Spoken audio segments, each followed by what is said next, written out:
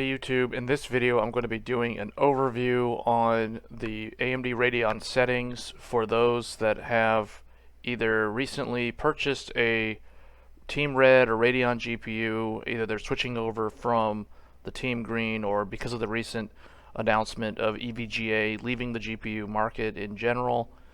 They're probably a little bit confused, especially those EVGA fans who have always bought EVGA over the years.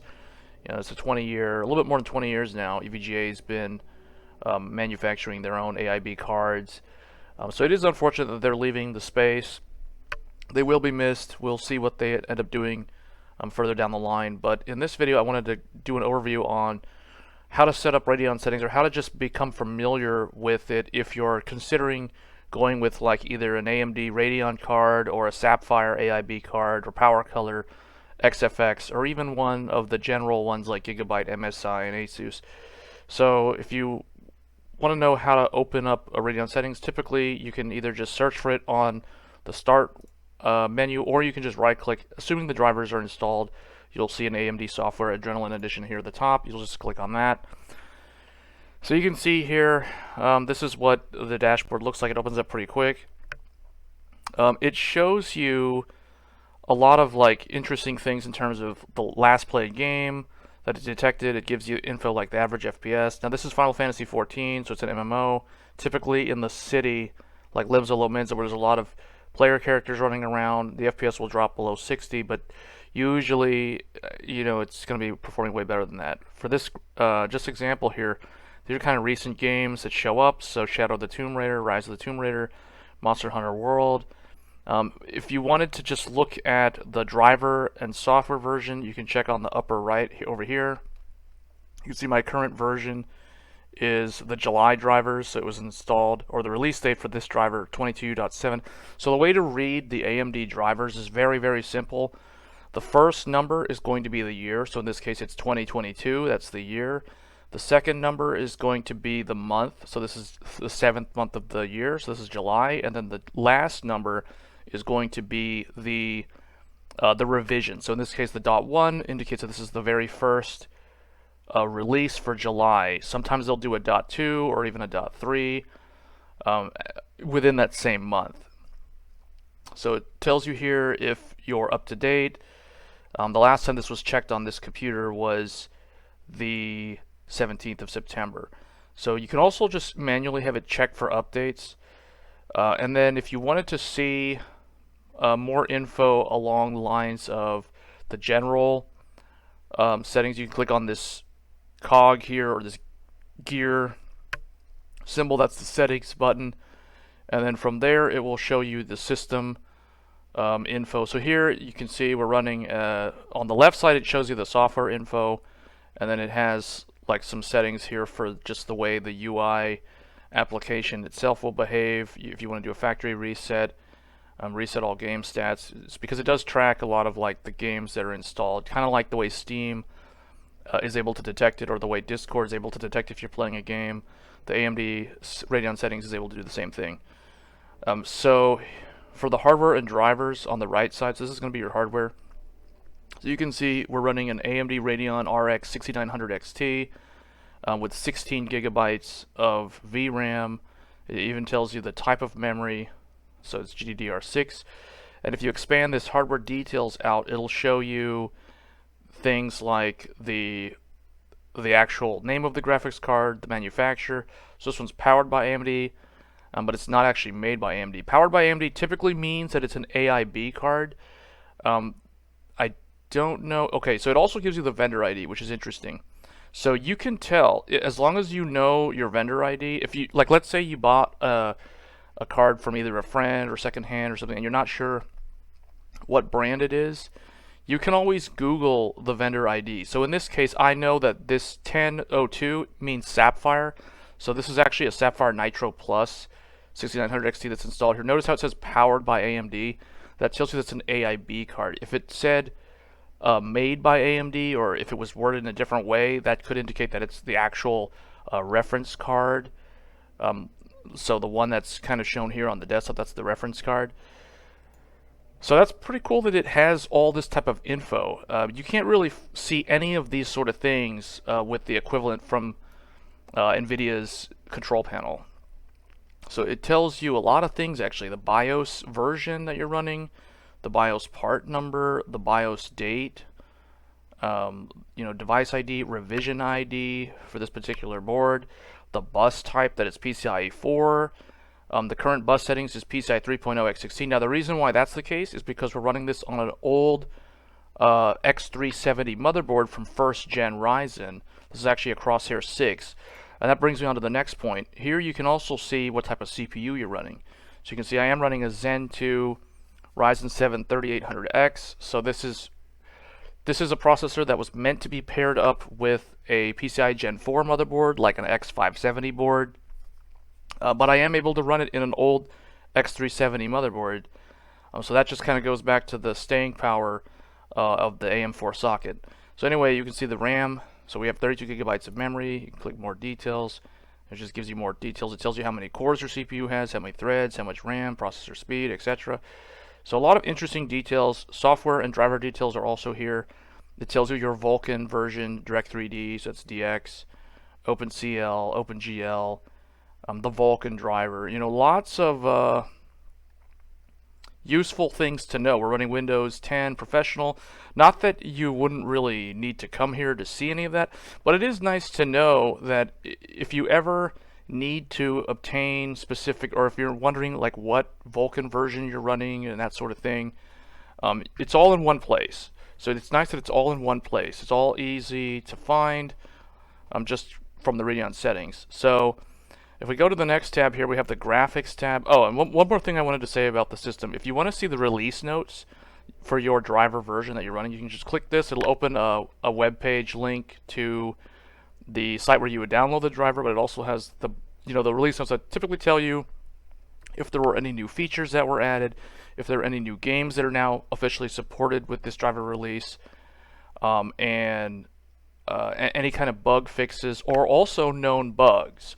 So if you're experiencing an issue, you can check the release notes to see if they've already identified it or if it's already been reported previously, or if there's a workaround. It'll also tell you on the release notes if there's a workaround. So that's really useful. If you go to the graphics tab, now here, I just leave mine in standard, but you can switch these presets over. I've never really found this to be that useful, these graphics profiles. And then you have your settings for Radeon Super Resolution, Radeon Anti-Lag. Now for the demo purposes, I've left all these things off globally, including Enhanced Sync, Radeon Boost, Radeon Chill, Anti-Lag. We'll go over some of these specifically when we're talking about how to tune specific game profiles, because if you change these here, this is the global setting. We're doing global graphics. So if you change, like let's say you toggle on Radeon Image Sharpening, well, what that'll do is that's going to turn it on for every single game that supports it. And it tells you here, it has a nice tooltip with a question mark. If you mouse over it, it'll tell you adds clarity to in-game visuals and select productivity and media applications. So this is really good if you're not familiar with what each of these features do.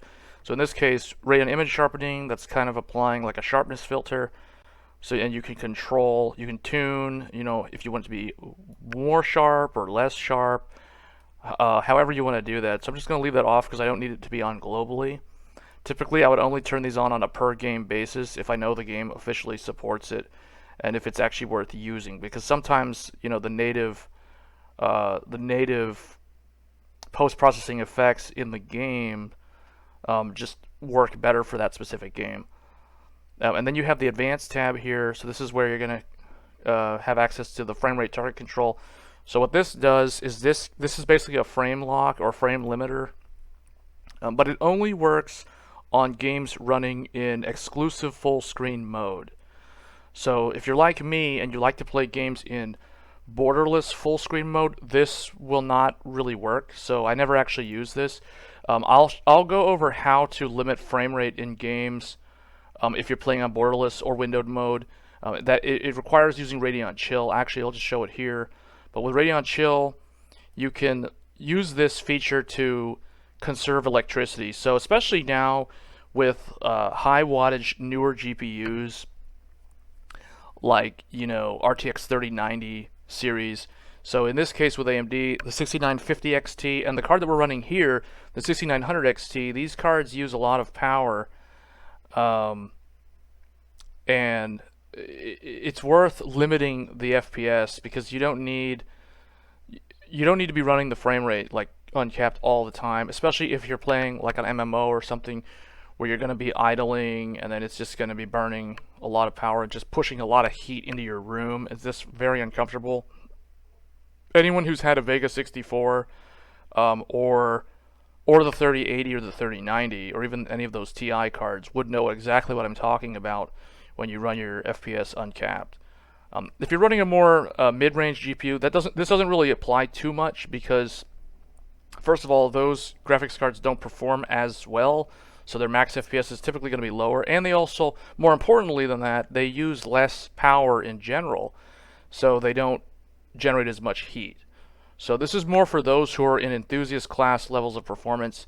What you can do with Radeon Chill, what I like to do, and we'll use an actual game profile as an example. What I like to do is I use this to limit the FPS for max and min, and the way you do that is simply you essentially set the maximum. You can key them in. So let's say I want 90, and I want 90 as the minimum. So what this will do is this will essentially, when you set the minimum and the maximum as the same number, it essentially turns Radeon Chill into a frame rate limiter. Very much like RivetTuner. Anyone who's used RSS RivetTuner statistics server, which is bundled with MSI Afterburner, this works in the same manner. So I prefer to use this because it's at the driver level and you don't need to have RSS or RTSS running in the background. So I prefer to have less applications running in the background in general. So I prefer to just use Radeon Chill. I typically use this because I do have a 144 hertz monitor. I typically run like Final Fantasy specific. Well, let's just go into that actually. Yeah, I'll show you guys what I do for specific games on how to cap frame rates on games that I don't need them to be running uncapped. But anyway, this is where you would go to check your post-processing for a lot of older titles like DX9. So you see these override application settings. It'll tell you if it works for DX9 or 11 or whatever. So this is only DX9. DX9. This is for anything but DX12 and Vulkan. So it's pretty cool stuff. I don't really use much of this stuff because I don't really play a lot of older games. I think the oldest game I still play is probably Final Fantasy 14, and that's what we're going to use as an example here. So for the display, you can see in here, okay, if you mouse over, so I don't think it's going to show it here. Yeah, it's not. Okay, wait a minute. There we go. So you mouse over the display. Notice how I have this red. It went away. There, I have a red outline that lights up. I don't know if that's getting caught on the recording here. I think it is. But basically, it's an easy way to tell you which display you're using or which one you're going to be changing the settings on. So in this case, display 1 is the one that we're recording. Display 2 is my other monitor off to the left. That's off screen, but they're identical monitors. So if I click on both of them, see that the name doesn't change. So FreeSync on this monitor is not supported. This is an old ASUS 60 Hz 22-inch 1080p monitor, so it's a pretty old monitor. So you can't use FreeSync on it. Virtual Super Resolution. This is the equivalent of DSR or Dynamic Super Resolution, if you're familiar with NVIDIA's terminology. This is essentially the same thing. This allows you to upscale your desktop resolution to like up to 4K or whatever. If you want to do that, I don't really recommend doing that with a monitor that's super small. Like this is a 22-inch, so if I did that, it would be unreadable. GPU scaling, you can do that too. That either will determine whether the GPU will scale up lower resolutions, or if it's not turned on, like in this case it's disabled, then the monitor itself will have the final say in how to scale either letterboxed or old 4x3 content or whatever. And then the scaling mode tells you if you want to preserve the aspect ratio. So for example, if I'm watching something, or if I'm playing an old game that's a 4:3 aspect ratio, if you preserve the aspect ratio, which is the default setting here, it'll give you the black bars on the left and right. If you say full panel, it will stretch the image to fit the full display, but then everything will look, wide, and it'll be kind of unnatural for that older title. And then center is kind of, the same. It'll have letterboxing, depending on what the resolution or what the aspect ratio is. It could look a little bit off. So that's why I typically say preserve aspect ratio. Integer scaling. This is something that you typically use. Well, it's not supported on this display, but yeah, actually we'll have to turn on display or GPU scaling. So I'm not going to go through every single one of these settings. I think the main one that I wanted to outline here is this is where you would set your color depth of your monitor. So for those who watched one of my previous videos, I recently did a review on the Sony InZone M9, and that is a 10-bit capable monitor. So typically with the correct cable, Radeon Settings, the driver is able to automatically set that to 10, but if you ever wanted to set that down to 8 for whatever reason, this is where you would go to do that. And then pixel format, this is where you set. I don't know why we're on YCB CR. Technically we should be on full RGB, so that's interesting. I just now noticed that. But this is where you would change your color format.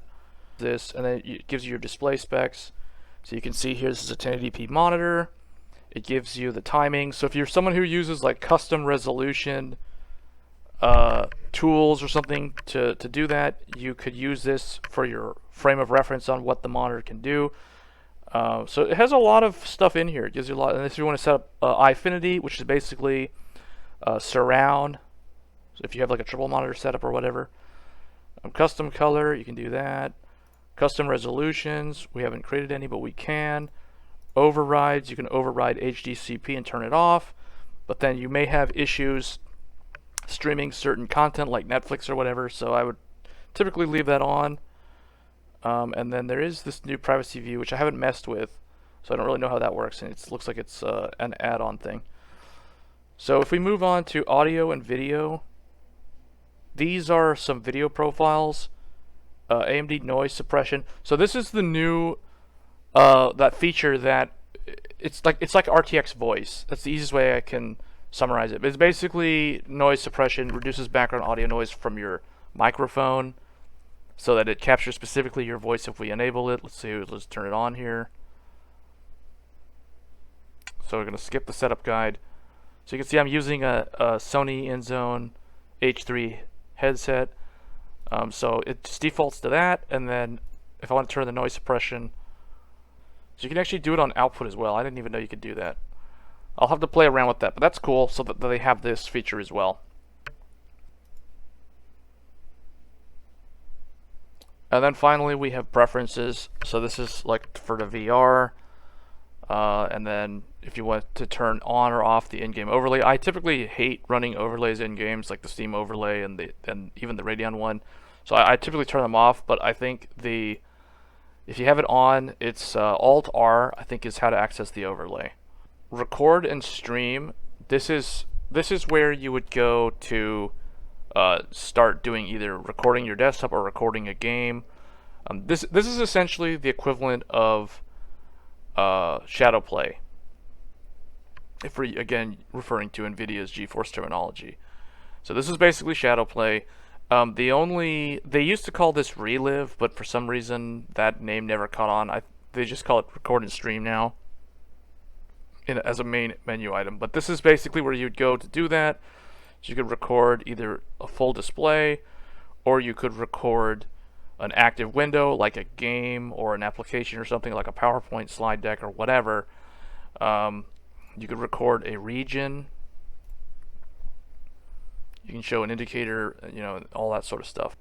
Okay, and then the performance tab is where you would go if you wanted to either monitor specific things about frame rate or temperatures of the CPU or GPU. I think you can see, yeah, so you can monitor things like CPU temperature from here.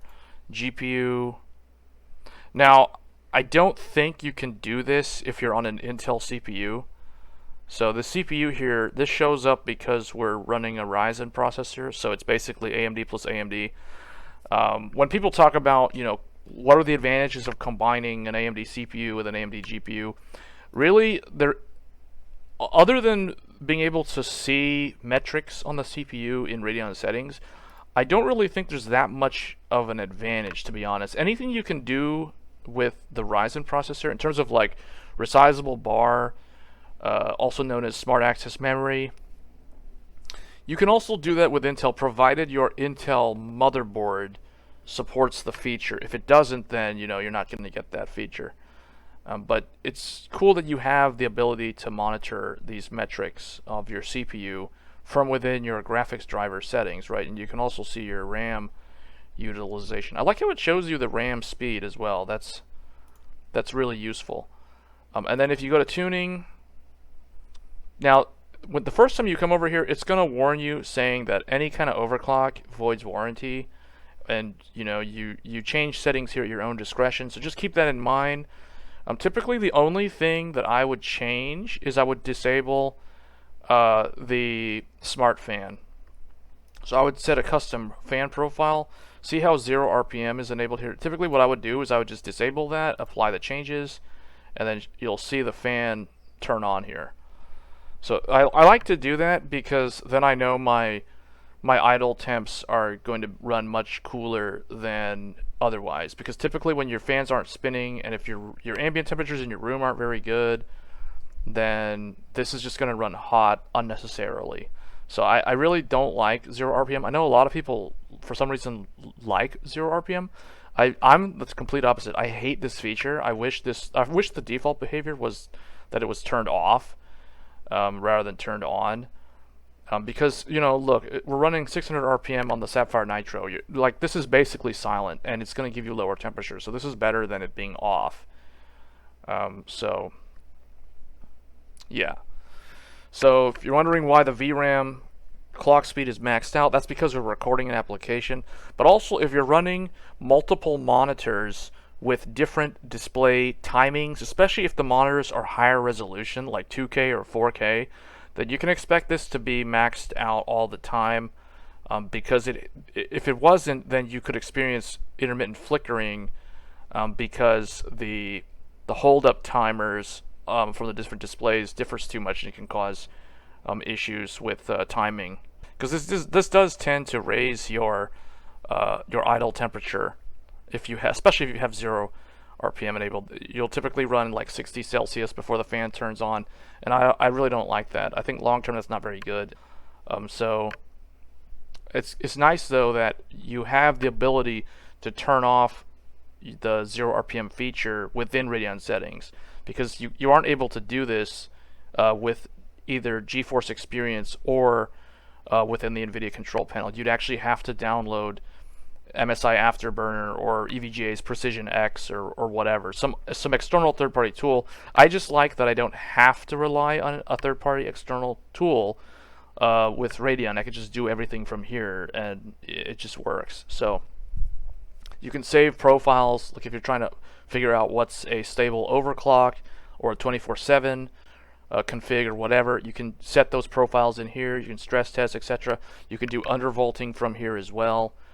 So overclock GPU, undervolt GPU, they're all right there. So just have to play around with it, but just keep in mind that if you're crashing in games because you are overclocking, that's probably because your overclock's not stable. I think a lot of people keep saying that AMD is like, for some reason the drivers are worse or whatever. Honestly speaking, I think the reason why that is happening is because most people are messing around with the undervolting and they're just not making the GPU stable. And that's all that there is to it, because I typically never bother overclocking or undervolting my GPU, and I never run into these problems that people keep complaining about with like crashes and black screens and stuff, because to me that sounds like an unstable overclock, and I'm someone who used to overclock CPUs all the time. So anyway, guys, the last thing I wanted to show you is how to tune a game profile. So you can either go from a recent game. So if I double click here, it's going to go straight to where Final Fantasy 14. So it gives you the performance grade. That's just because, you know, frame rate tends to tank in large cities in an MMO. So that's why that is what it is.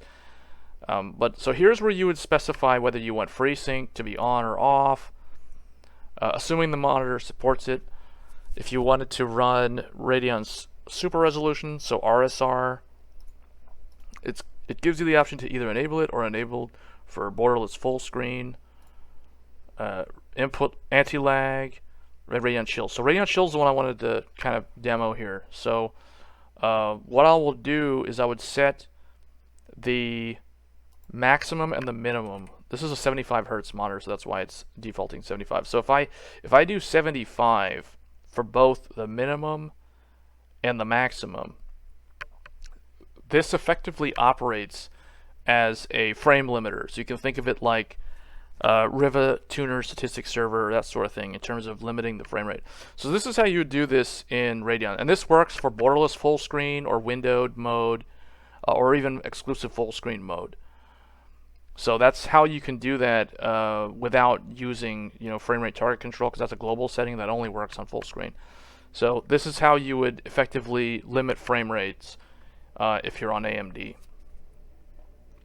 So I think that just about covers all the main things here we're talking about. So anyway, guys, that's going to be it for this overview session on how to use or how to navigate Radeon settings.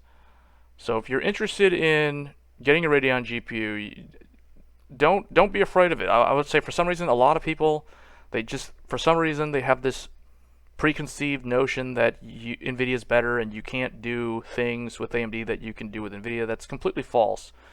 You can do shadow play recording. It's all right here.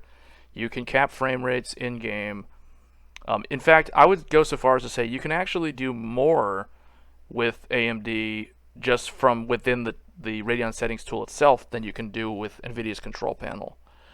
Like I said, you can't disable 0 RPM mode within the NVIDIA control panel, but you can with Radeon settings. So anyway, guys, that's going to be for this video. If you like this video, please leave a like.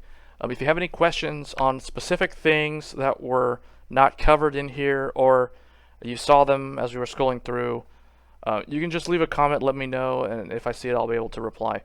So hope you guys enjoyed that video, and I will catch you guys in the next one. Thanks.